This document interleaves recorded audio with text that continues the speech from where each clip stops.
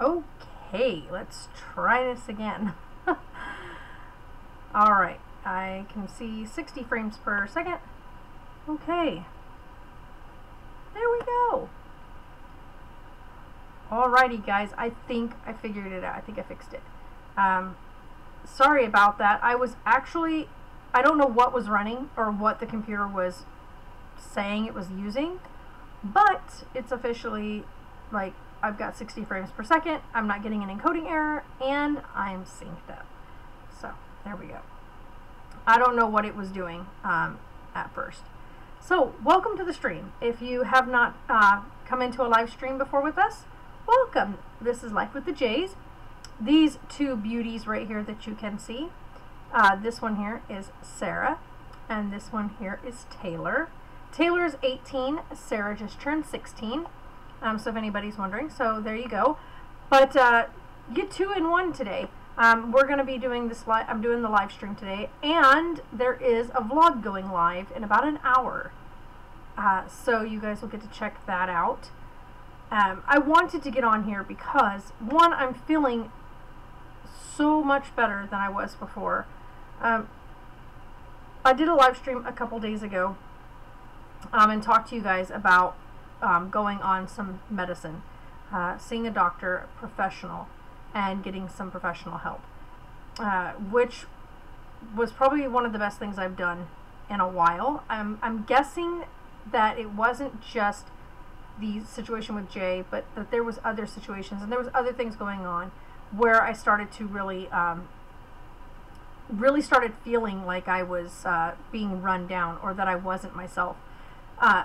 I just kind of chalked it up to, you know, just regular everyday stress, and kind of brushed it off for a while, and then the situation happened with Jay, and things kind of collided really got ugly for me, mentally. Like, my mental state was really kind of yucky, but I am doing so much better now, and I'm not going to say it's just the medication.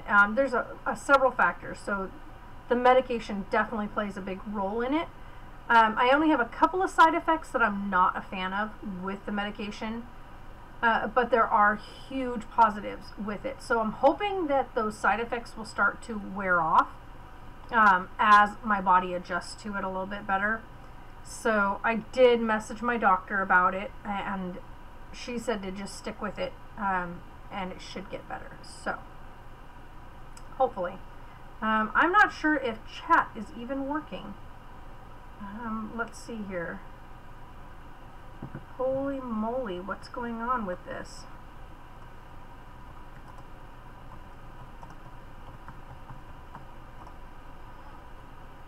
It shows that it is. So I don't know if any of you guys made it back in here or not. I'm not getting anything with the chat, so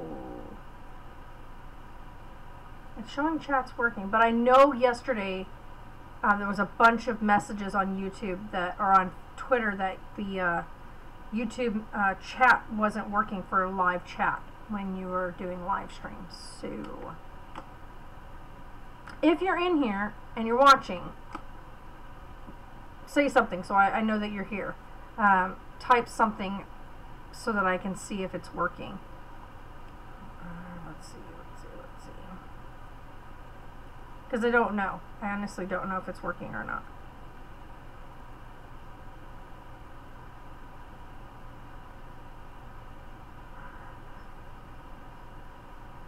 Let's see here.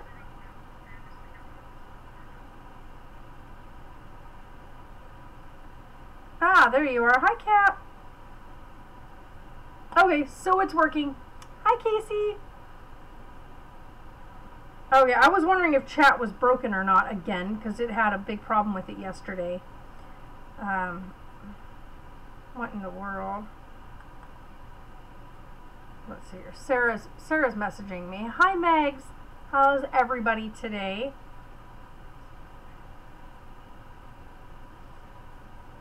So the kids are not here, which is why I have their photos posted up behind me.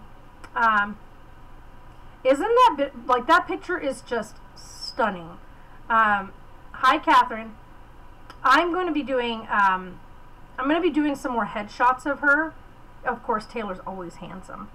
I'm going to be doing some more headshots for her so that she can put in for, because she wants to put in for some like modeling, but not like walk runway type things, but like eye or lips, makeup wise. I think she would be great at it. She's really got a hand for doing makeup, even though she doesn't wear it very often. When she does it, which is like what she has right here, she did a really light natural look. I think all she put on in that was like mascara and lip gloss. That's it. That's all she's wearing, and she looks just gorgeous.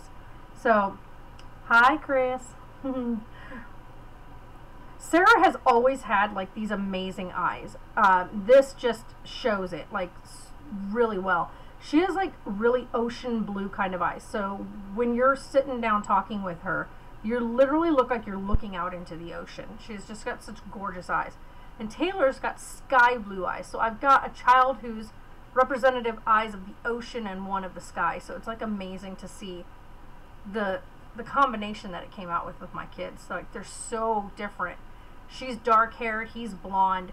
She's got really dark blue eyes. He's got really sky blue eyes. She's got a darker complexion than him. He's got kind of the white boy stuff. He got all that from me. But Sarah got a lot of the Indian from her dad's side, or her father's side, I should say. Today's vlog, though, goes up at 8 o'clock, which is like in an hour. Yeah, in about an hour, the vlog will go live.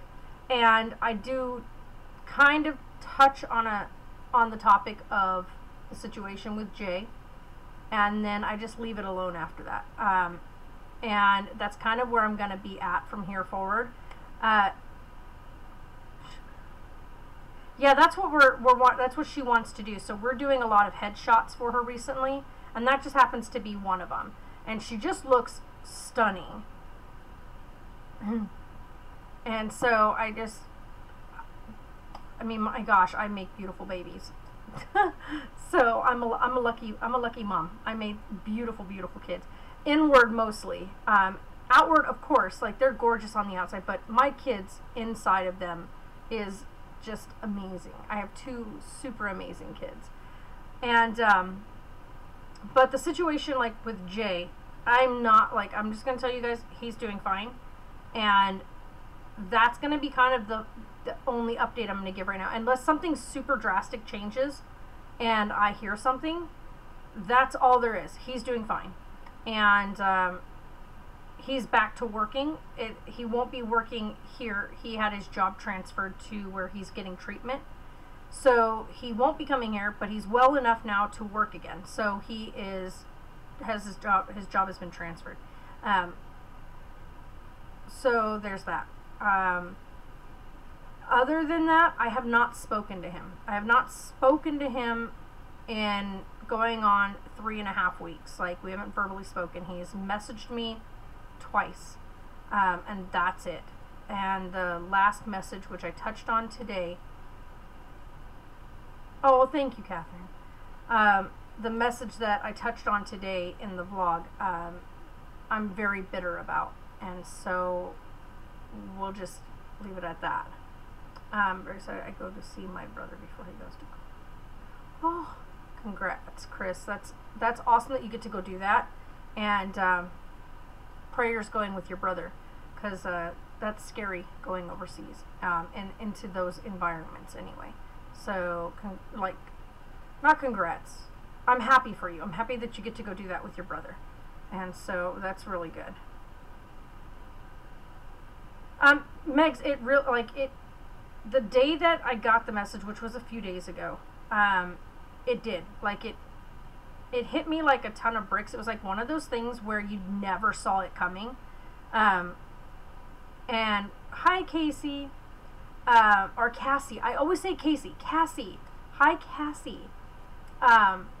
It was one of those things that blindsided me. I never ever saw that message coming, and when it happened, I was angry.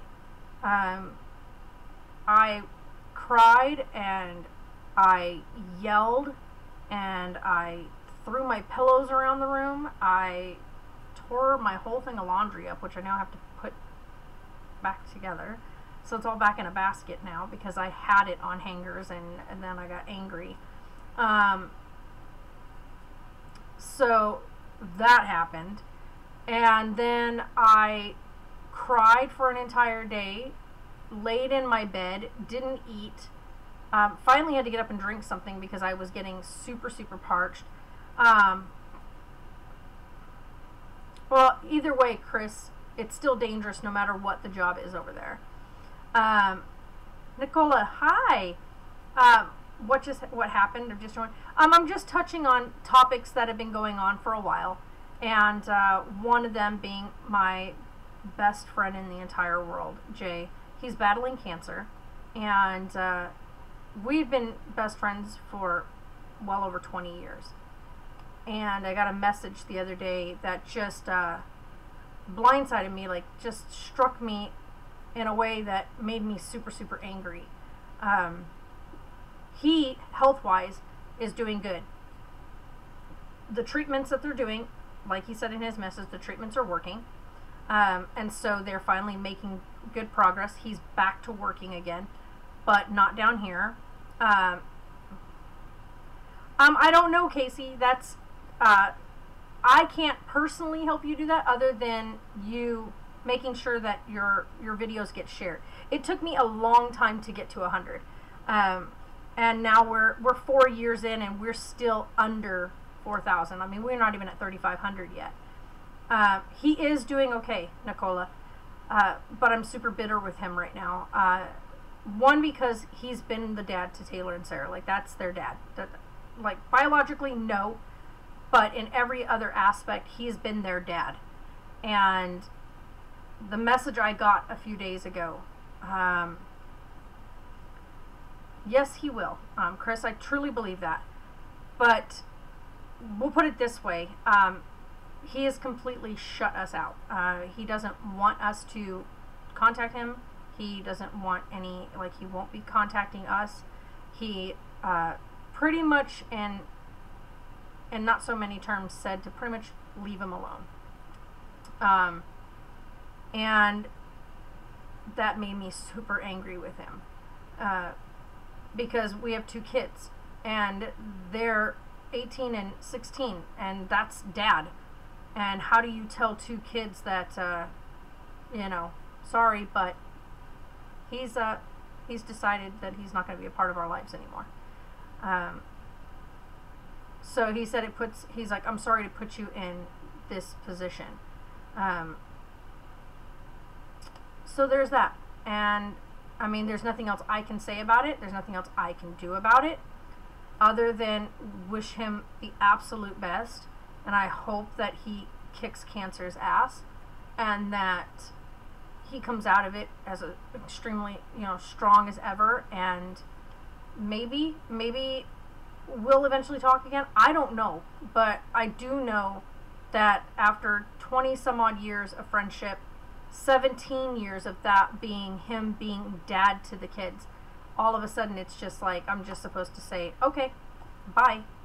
And that's not how things work. So it made me angry. It makes me super, super angry.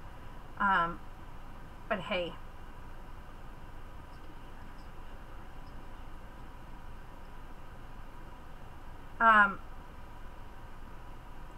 I don't know right now. Like, I don't know if he... honestly, guys, I'm left as baffled as you are as to why he's chose that way of doing things. I don't know if it's because he's trying to spare us the battle of him going through cancer. Yes, I did talk to the kids already. And it's... yeah, that's what I said. That's why we haven't been vlogging. Like, that's one of the situations we've been dealing with. And that, like, the kids were adamant they didn't want to be on camera. Yesterday was finally, like, we got up super early. Sarah and I were up like 4:30 in the morning. We got ready. We went out. We did the morning run. And we just got ourselves going again. And I told myself even yesterday, I'm going to do what I've always done, which is one thing about myself that I pride myself in is I'm super independent. And I don't let anything hold me back. And I'll be damned I lay in a bed and feel sorry for myself or sulk because somebody that I genuinely love in my life has decided that they don't want me to be a part of theirs anymore. It is a hard pill to swallow, yet I'm stronger than that. And I got up and we got things going and like really just started getting stuff done that I had been slacking on because I've been so in my own head. So I am feeling much better. We got out yesterday. We had so much fun yesterday, by the way. But yeah, it's a hard situation to deal with. And the bad part about that is like, I try to explain to people, he was the only thing in my life that was a constant. The only thing in my life where I could pick up the phone and call and say, hey, look, I'm having a super rough day. Can we just chat? I looked forward to every single day when he got off work. We had 45-minute conversations on his drive home every single day that he worked. And to go from every day a 45-minute conversation and every Sunday him being here to absolutely nothing. No contact, no visiting, no phone calls, no messages, nothing. Oh, thank you, Nicola. Just like going from having something that was a constant every day to the past 12 weeks, zero, zilch, nothing, is a super big blow. It's like losing somebody but not. Knowing that he's capable of picking up the phone, knowing that he's there, but I know that he wants to focus on his treatments and getting better. But when you're dealing with something like that and you're focusing on something like that, you don't cut out the most important people in your life. You just don't do that. Like, that's not the answer. That's not the way to focus on it. And that's not healthy for the kids involved. And so, hi, Yosef. So that was like, that's my dilemma, is I understand that he wants to focus on getting better. I understand that. And he may even watch this, by the way. But you don't cut out the people that are your closest people in your life. Especially not your kids. You don't cut your kids from your life while you're dealing with something like that. Because one, for you it may feel easier, but your kids are the ones that suffer in it. They're the ones that don't understand why all of a sudden you don't want to see them no more. Why you don't want to talk to them on the phone anymore. Why you don't want any kind of conversation with them, especially when they're young adults at this point. Right, it's not the right answer, Jeffrey. It's not the right thing to do, and hence the reason why I'm angry at the situation. And so, I don't know, you guys. I don't know. But I do know that it's not going to stop me from living each day. It's not going to stop me from moving forward. And, I mean, I really struggled the first few days with grasping the situation and knowing that, okay, well, this is it. This is it. I don't know. I mean, I don't know. Because, like I said, he's back to working again. So he's obviously getting better. The treatments are working. That was the message I got from him was, the treatments are working. He got his job transferred where he's been getting his treatment so that he can go to work now. So he is back at work. He's not in like a restricted room anymore. He's like doing good. Like everything is getting healthier. So I don't know. I don't know. All I can say is inwardly it hurts to know that I'm being completely cut out of his life while he's dealing with it. When we've gone through everything else together. And so it's just I'm really bitter about it. I really am. And I don't want to be, but I am. It makes me angry.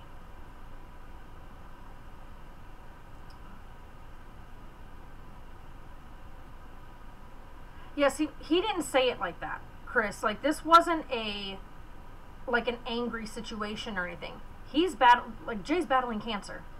And so I think for him is that he wants the kids not to be involved in watching him go through that.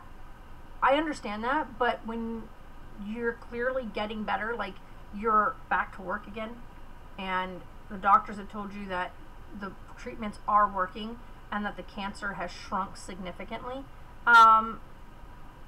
you don't just chop your kids out of your life. You don't just say that you're not talking to anybody right now and that you would prefer to just focus on your treatment and getting better and that you don't want any contact outside of that.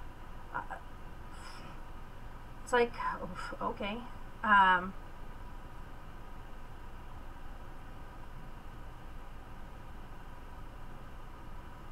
Yeah, and that's the thing is, for me anyway, that was like the only thing in my life that I could pick up the phone for, and like the person in my life, I could pick up the phone at any time and say, look, I really need to talk with you. Or, hey, look, one of the kids is having a really tough moment. They need to talk to you on the phone. And he'd be right there. And it's just one of those things where it's like, now I don't have that. I have no outlet other than coming online like this and talking with you guys through messaging and chatting. But it's so different when you have somebody sitting in the same room with you. I don't know if that makes any sense. People are probably thinking I'm totally crazy. But when you have somebody sitting right here, you pour a glass of wine together, you sit outside in the driveway, and you soak up the sun, and you talk, and you have conversation, and you sit together, that's something totally different than if you're talking like we are right now. Good gosh. I know, I saw your message, Sammy.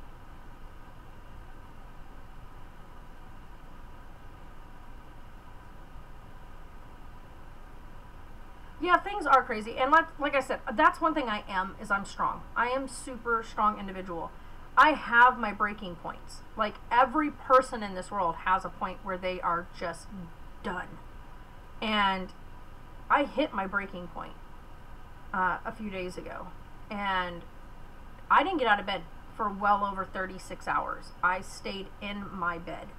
I think I only got up to get a bottle of water and to go to the restroom. But I stayed in my bed. I covered my head up underneath my blankets. Everything was off. I had no TV on, no nothing. I shut my phone off. What's up, Sammy? So, yeah, I saw your message on Facebook, but it's really hard to read your messages sometimes.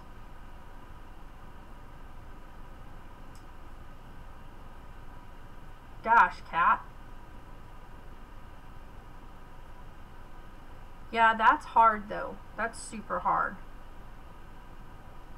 See, that's something my biological dad did. I hadn't seen my biological dad since I was like 11.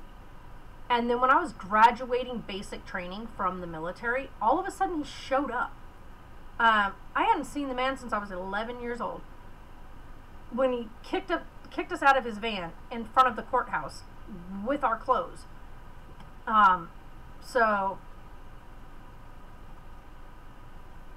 Oh, well, there you go. See, you lost one, but you gained another. Always look at the bright side. Yes, it's sad that you lost your hamster. Hamsters do have a pretty short lifespan. But you now have a hedgehog. So there you go. That's a bright side. See? The days where I had my breaking point, I'm always, like I tell you guys, always find something in each day that makes you smile. And I'm going to tell you this, there are going to be days where there isn't anything to make you smile. And the first 24 hours, there was nothing in that day that made me smile. I cried the whole day.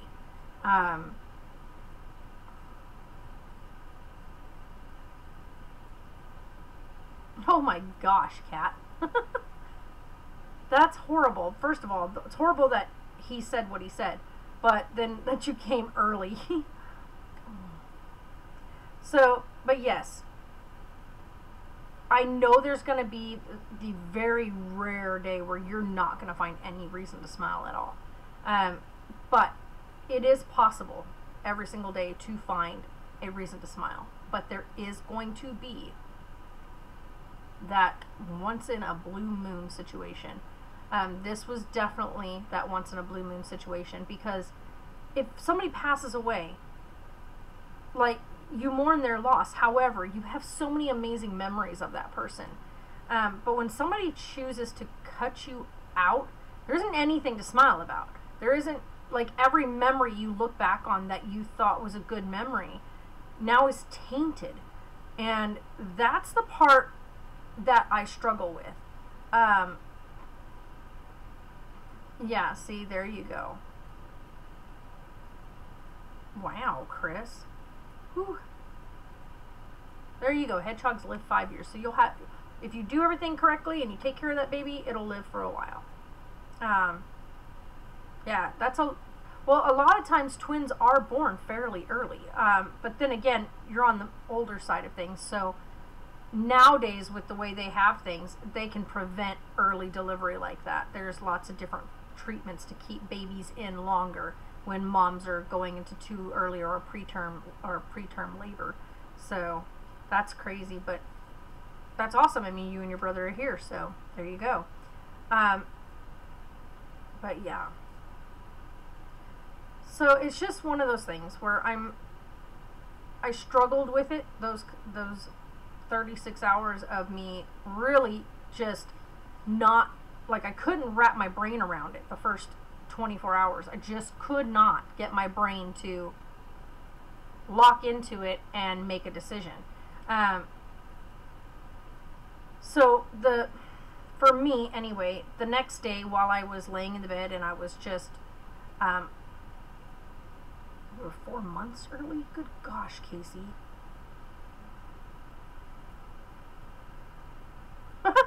Cat.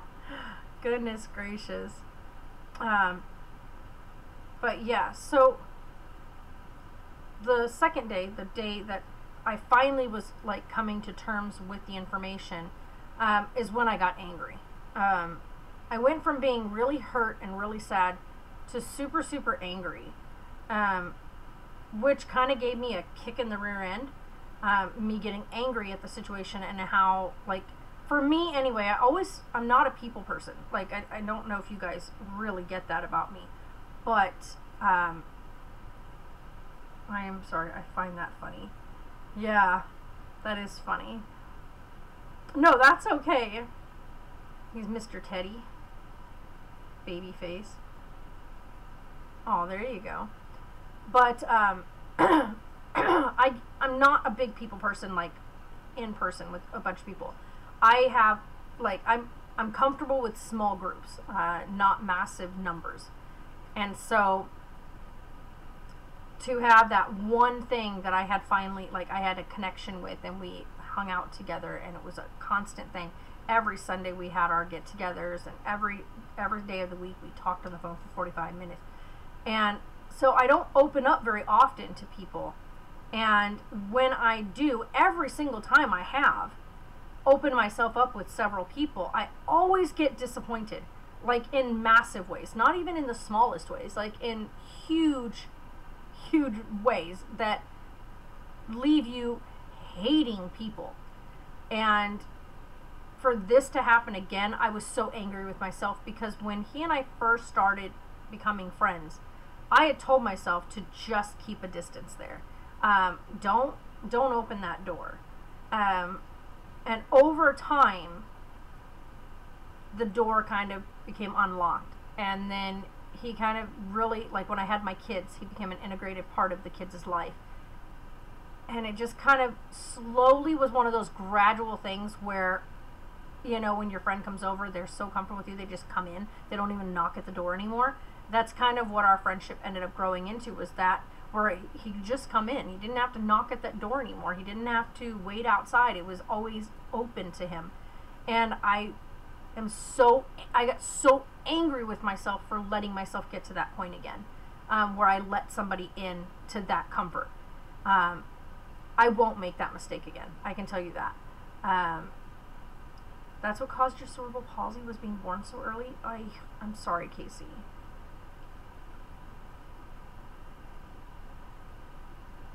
Oh, thank you, Kat. Yeah. Alright, Sammy, take it easy. Talk to you later. So, for me, I've always been very on guard. When I go back and I look through my childhood and everything, I've never had a reason to trust people. Ever. I've never, ever in my life, other than with Jay, did I have a reason to trust someone. I trusted my ex-husband, and he trashed that trust. And then with Jay, we've had over 20 years of friendship, 17 years of like a little more in-depth relationship that involved my kids and the two of us, and then all of a sudden, like, that trust is broken. Like, I could never go back to the friendship we had previous. Hi, Pallavi. There's no way I could ever open that door up again and allow him fully back in, even if he does get better, and even if he picks up the phone today and calls me. I'll never ever open myself up that way again to him or to anybody. I've always had that boundary there for this particular reason, so this doesn't happen each time. I know that people say you should always leave doors open. You should always open your arms and your heart to people, because you never know when the right one is going to come along. But I have had nothing but terrible experiences opening myself up. Every time in my life that I've ever opened myself, I've been tore apart by my mother, by family, by friends, by my ex-husband. And here I am now, Jay's done it.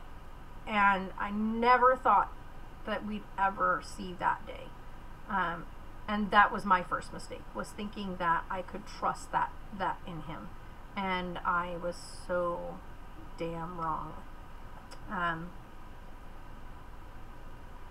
Like, he's told me in the past, he's like, everybody hurts people. Like, you know, you're going to hurt people that you love. There's a difference between hurting someone and breaking your trust. Like, trusting that that person is going to be there through thick and thin, through all the good things and bad things, and they're going to have your back and you're going to have theirs. This isn't the first time that he closed me out when he's gone through something tough.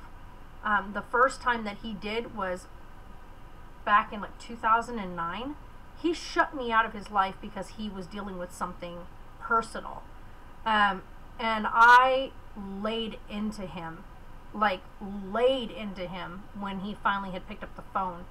And I told him if he ever did that again to me, if he ever shut me out of a situation that I needed to be a part of, especially because we have the kids, if he ever did that to me again, that I would never trust him again. And he did it. He did it again. So, right?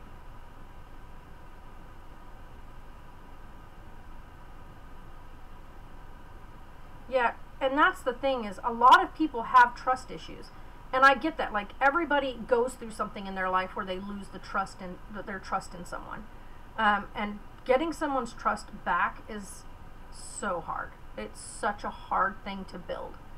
And sometimes it's unrepairable.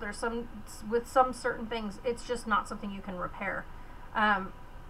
This is not repairable because of the previous situation that happened, where I should have been involved. He should have had me. I should have been the first person he contacted with that first situation.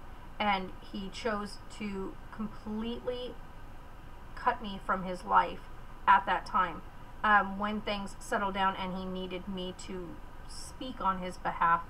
Then he finally contacted me.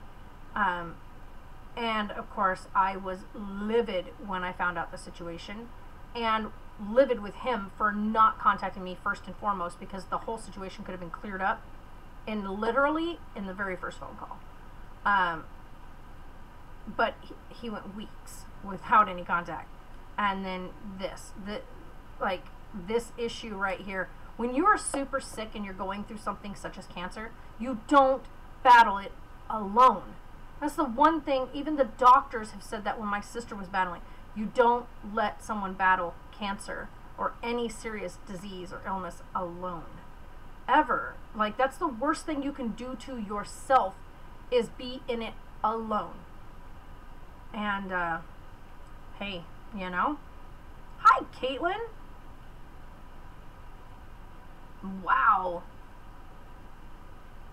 That's exactly right. That's when you need your friends and family the most. And he and I have had discussions about this type of stuff because his other members of his family have passed with cancer.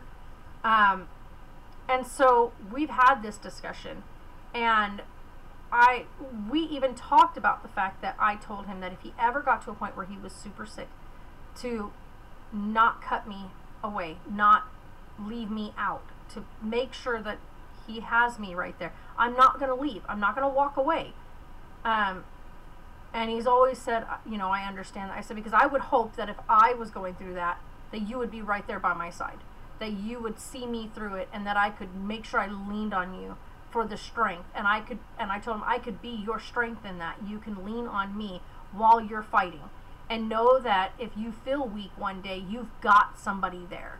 You've got that backup. And instead of doing what we discussed repeatedly, years and years and years of talking about this stuff, and the one thing he does as soon as he got sick is cut me out. So, you know, that's where we're at. But, yeah, wow, Caitlin, that's crazy. 1 pound, 4 ounces. It's like a trust fall, exactly. You fall and expect them to catch you. So, oh, thank you, Kat. Thank you. So for me, like I said, I love my kids. I have, like, nobody anymore. Like, locally, there isn't anybody here that I can sit and have a cup of coffee with. There's nobody locally here that I can, you know, go for a morning run with. I have to trust that I can have one of my kids with me. There isn't anybody here that I can say, hey, let's go down to the river for the day. I don't have that. And anybody and everybody knows having friends that you can just go and do an activity with is so important. It really is. My female best friend, she moved all the way to Texas with her kids. So I don't even have her here anymore. And we've been friends since junior high. Like, what? She's not here anymore. My aunt moved away to another city, so she's now an hour's drive away from me, and her work schedule keeps her from being able to spend time with me. So I don't have my aunt anymore, which she used to only be 20 minutes up the road, and we used to try to spend every day that she had off at the river together. My cousins all kind of scattered, and so my one cousin and I used to have coffee every morning together because we lived like catty corner from each other, and now she's not even here. It's like one of those things where I literally, like, nobody seems to get it. I have physically no body that I can pick up a phone and say, hey, let's go do something. And there's nothing like this. You guys are amazing because I get to sit and talk with you like this, but it's not the same thing as having somebody that you can say, hey, let's go and go shopping for a minute, or hey, can you come with me and help me out with picking some clothes? Because it's so totally different than talking like this.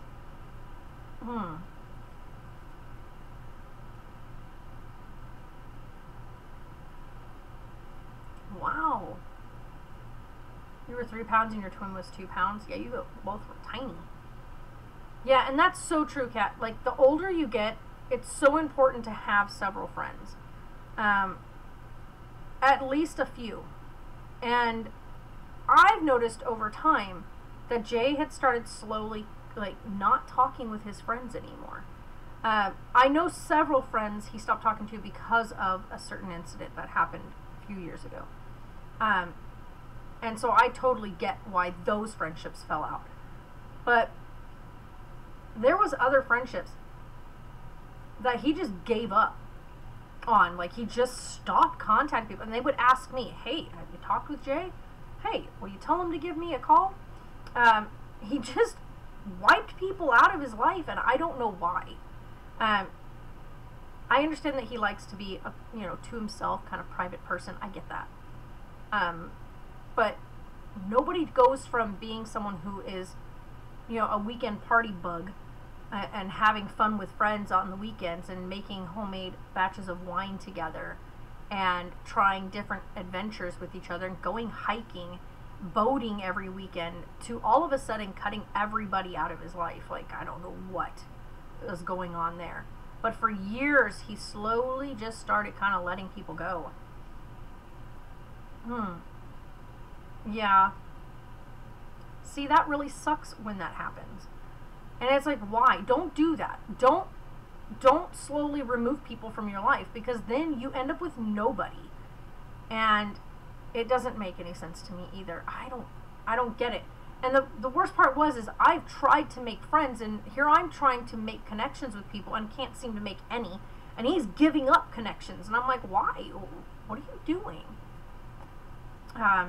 You don't just stop friendships for no apparent reason other than, I don't know, just there's no reason. Yeah, see, and it's crazy. Maybe it's a guy thing. I don't know. I know guys that have been friends for years and years and years and go to their graves still being best buddies. Yeah, see, and that's the thing, is I know I need to make some friends. I know I do. My kids are staying over with their friends at the apartment complex, and the one friend of Taylor's, his mom she's not a very active person, and I try to get her to come out to the pool whenever we come down, and sometimes she comes down there, most times no. But yesterday I asked her, if I come down tomorrow at 5 o'clock, which will be today, will you come down to the swimming pool and get out of the house for a bit? And she's like, I guess so. So hopefully when I go today, she'll actually come down there so I'm not stuck at the swimming pool with a whole nother group of teenagers again.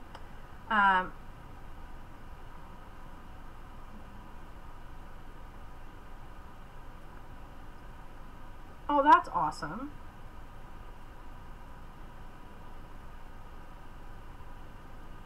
Right? Like, absolutely. That's exactly what I'm talking about, Kat. Like, just let's go have a coffee together. Let's go sit down on the beach and just enjoy the morning sunrise. Let's go for a morning jog. Just any kind of small activity together. Maybe even come over. Let's chill out in some cozy blankets and watch a movie and chat and eat popcorn. Well, I don't eat popcorn, but you know what I mean. Let's have some snacks. But yeah, little things like that, they mean so much. Aw,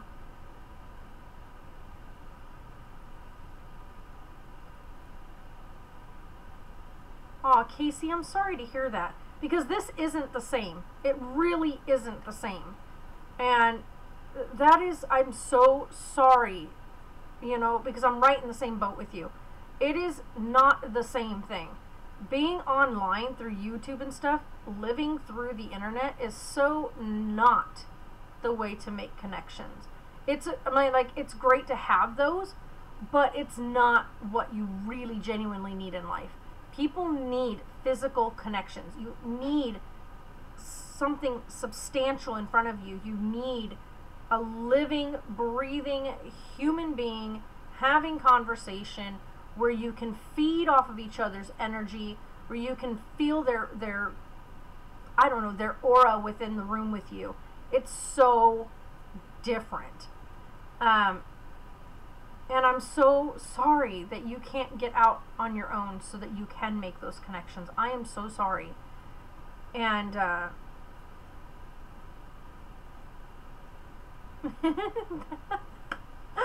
That's a good one, Chris. I like that one. By the way, you guys, how are you liking the whole me being green screened into my kids' photos back here? I didn't want to move the green screen and deal with all of my music setup that's behind me. So I just stuck the green screen in front of it and blocked it out. So this took me, by the way, I'm pretty technology savvy, okay? I'm pretty good with technology, but let me just tell you, it took me 8.5 hours, technically almost 9 hours, to figure this out last week when I was trying to do a gaming stream on Twitch. I could not for the life of me figure out how to do the green screen in OBS. I went online, watched several videos. Hold on.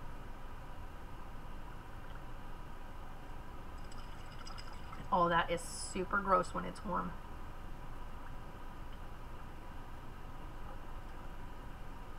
Protein shakes when they're warm. Oh. So I went online and I looked up, or I so would. Oh yeah. But I went online, I looked it up, and the guy was giving instruction on it, but my OBS is the new updated version. And nobody had an updated version of OBS to walk me through how to find the green screen effect, so that I could green screen. And so I'm like looking everywhere. I'm trying to follow like what he's saying on the video to find the proper steps on the new updated version. And it took over 8.5 hours. Like, it was 8 hours and 40 something minutes. It was ridiculous. I finally figured out how to find it, but then I could not get the green screen to disappear correctly. I would get most of it gone, and then I'd have like one section where it wouldn't go away because the lighting was different. And I kept trying to figure out the light, and finally figured out the best way was to put the light behind it, behind the green screen, over the top of it, and coming down over the top of the green screen and backlighting me. And then adjusting my lighting and whatever in front of myself through the computer. So stupid. But we have this. This is the outcome. So that was fun. That was a very adventurous evening trying to figure the green screening out. Several times I got very flustered with it.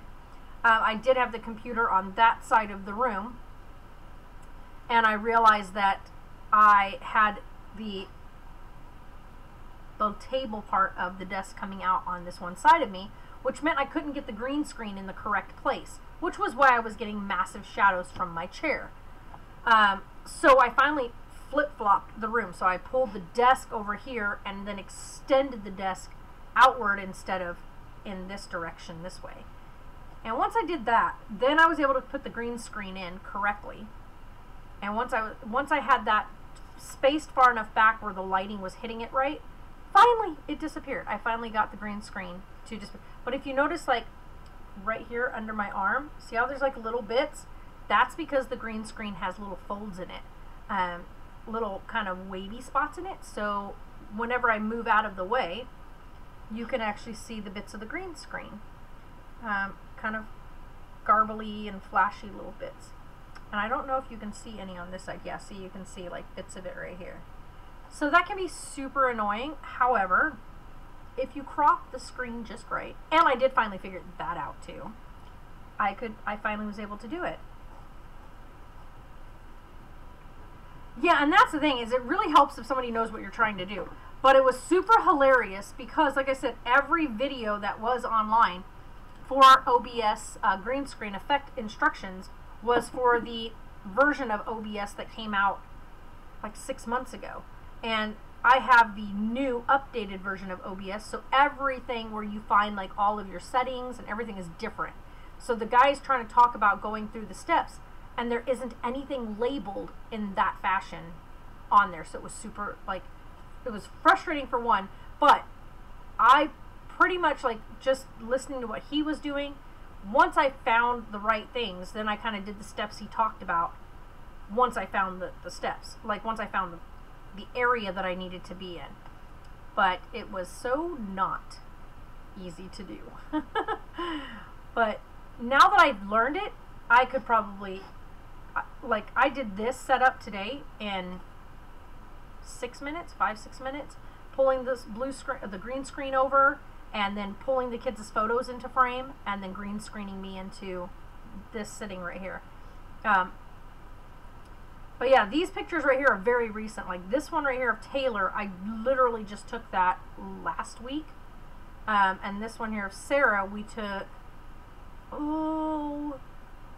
almost a month ago. It was taken right after her 16th birthday. She wanted to take that picture because she was saying, you know, I'm finally 16. Hi, Misty. So yeah, but let's see here. The vlog is going to go live here in literally any moment. In about 4 minutes, the vlog will go live on YouTube. So I'm going to get off of here as soon as the, oops, I keep hitting the wrong thing. As soon as the vlog goes live, I'm going to get off of here so you guys can go watch the daily and enjoy it, because it is, I really, like, I had a lot of fun yesterday finally. Like, deciding to get up and go running yesterday morning was the best decision I made in a while. Hi, Charlie.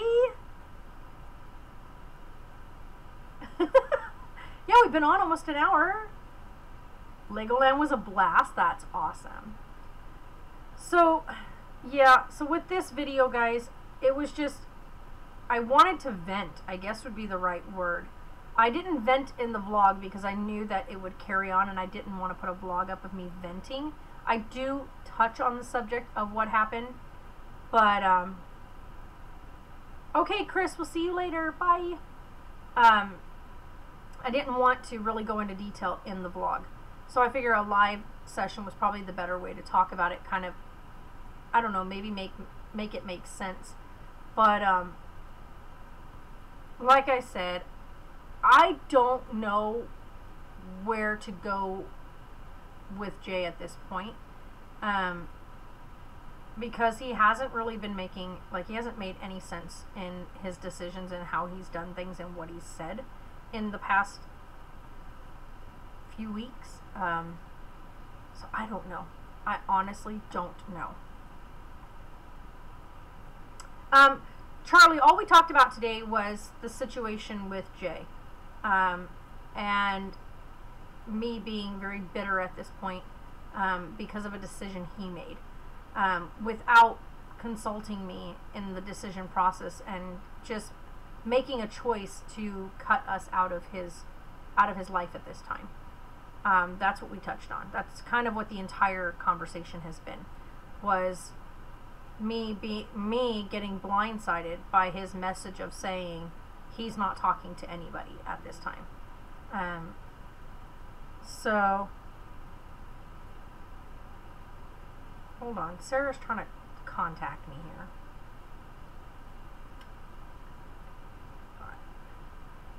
At 5 o'clock. And so that's kind of all we discussed today, was that situation and getting a message from Jay letting me know pretty much to stop messaging him. So, hi Outback Jack.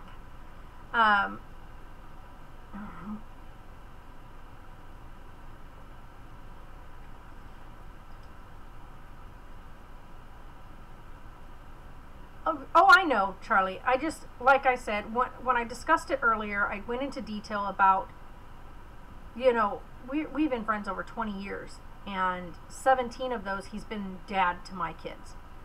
And now he wants us to pretty much leave him alone. And for me, I could see, like, if we quit having a friendship, like, if that's his decision, but you can't just walk out of you can't just decide that your kids can't contact you anymore. Like, you can't just not make an effort to still be a part of their life. And that's the problem I'm having. That's where I've gotten super bitter about the situation. I am like, you do right. You're an amazing woman, and it's a shame for him to say that. Thank you. And by the way, because I know that you're late to it, he's doing great battling the cancer-wise. Like, the doctor said the treatments are going great. They're being very successful. He's actually back to working finally. Like, he had his job transferred. Yay, I know, my video's live. So he had his job transferred to where he's getting his treatment done. Instead of transferring his treatment here, he's just transferring his job there. So he's staying there. On the East Coast, by choice at this point. So that's a really hard hit, knowing that he's choosing to walk out of our lives instead of coming back down this way so that the kids and I can be a part of and help him through the treatments. He's decided to stay on the East Coast, transfer his job there, and work and get his treatments done away from everybody. Yeah, I'm glad that he's doing okay. So confusing, difficult, sorry. No, it's not a pain having to say it again. It actually, the more I say it, the more I become numb, like, not numb to it, but I become less and less bitter about it. I become more and more accepting of the situation and just say that it is what it is. So the first day I cried my eyes out. The second day I was super, super angry. And now I'm just bitter about it. I'm bitter at the fact, I'm not bitter at him. I'm bitter at myself for being so stupid enough to allow myself to open those doors into my life again with somebody, to allow somebody in for such an extended length of time. And to think that there was something there in our friendship, in our relationship that we had. And to find out that it meant nothing and that I could so easily be brushed off by someone makes me so angry with myself that I let it happen. And that's where I'm at. I'm so bitter about it. I'm so bitter with the fact that I'm like, it just leaves a taste in my mouth that says, don't ever do that to yourself again. And I won't. So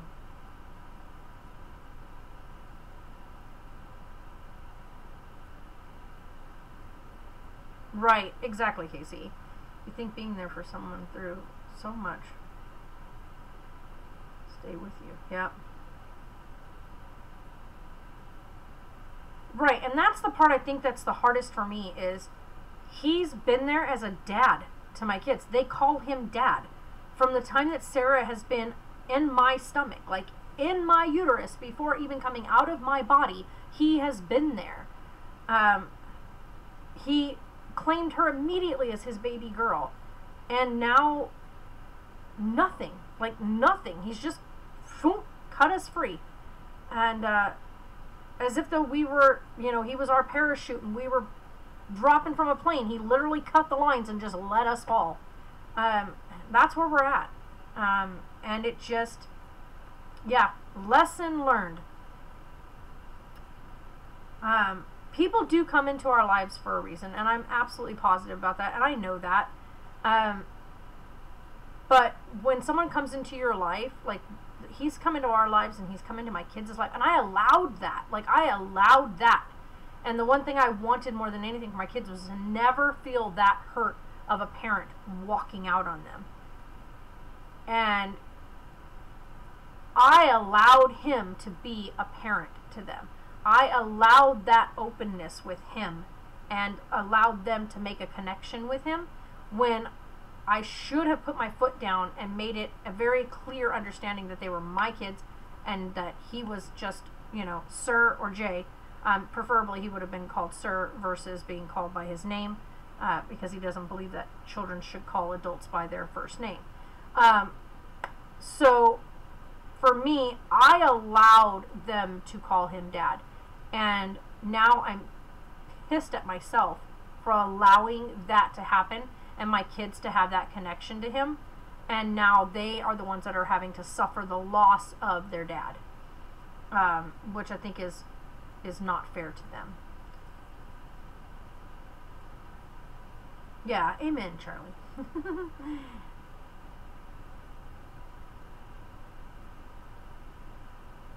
I have, and you think I would have learned my lesson the first time around. My ex-husband split before I gave birth to Sarah.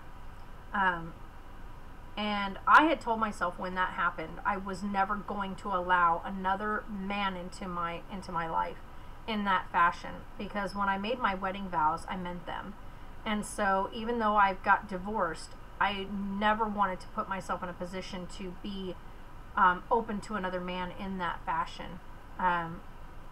And yet, slowly but surely, over 17 years, Jay managed to find a nice little soft, cozy spot in my heart, and I got slapped in the face for it. So there's that.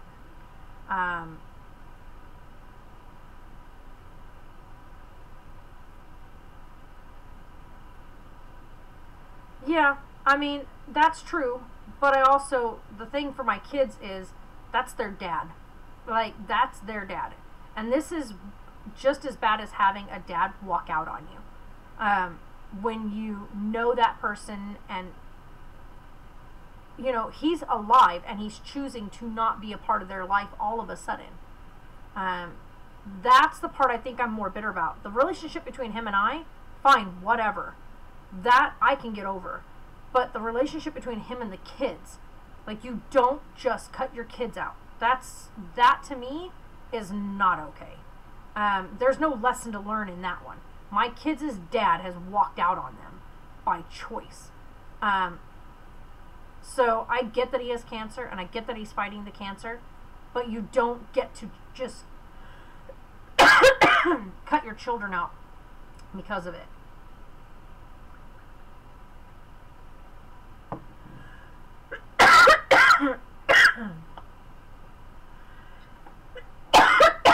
Sorry, guys. My throat got super dry.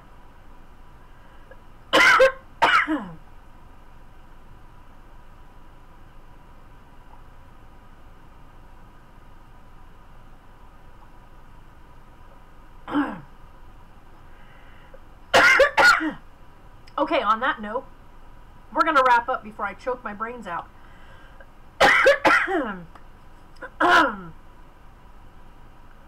So, I hope you all have a great day. Go check out the vlog. It's live now, and we will see you.